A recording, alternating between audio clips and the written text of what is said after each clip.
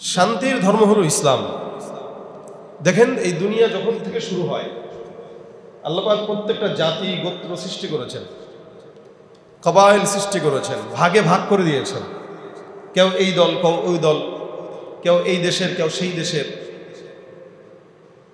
সৃষ্টি করার পরে সম্ভাষণের একটা ভাষা শিক্ষা দিয়েছেন।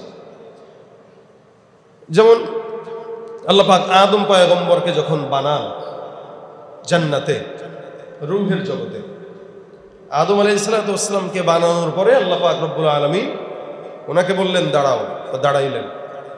দাঁড়ানোর পরে বললেন ওই জায়গায় কিছু ফেরেশতারা দাঁড়ানো আছে, ফেরেশতার দল আছে, তুমি তাদেরকে বলবা আসসালামু আলাইকুম। দেখো তোমার এই সালামের জবাবে তারা কি বলে, যেটা বলবে ওটাই কিয়ামত পর্যন্ত তোমার সব সন্তানদের দেখা হওয়ার সাথে সাথে যে শব্দ বলবে ওইটা হলো সেই সম্ভাষণের শব্দ।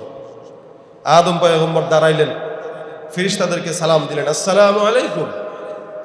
ফেরেশতারা জবাব দিয়ে দিলেন ওয়া আলাইকুমুস সালাম ওয়া রাহমাতুল্লাহ। শিখাইল কে? কার মাধ্যমে? ফেরেশতার মাধ্যমে। আদম পয়গম্বর সালাম দিয়েছেন, ফেরেশতারা জবাব দিয়েছেন। আল্লাহ বলছেন এই যে সালাম তুমি দিলা আর ফেরেশতারা যে জবাব দিল, এই সালাম কিয়ামত পর্যন্ত তোমার প্রত্যেকটা সন্তানরা একে অপরের সাথে দেখা হওয়ার সাথে সাথে দিবে। সুবহানাল্লাহ। শিখেছেন কে? আল্লাহ শিখেছেন। কে?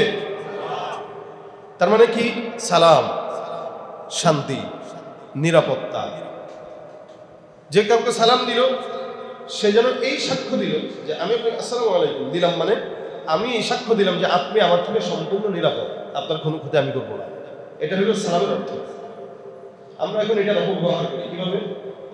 এই জানতো অমুকটা সালাম দিয়ে না, আমার জান দিই না, টাকা পায়, দোকানের কাছে টাকা পায়, অথবা দোকানি খরিদ্দারের কাছে টাকা পায়।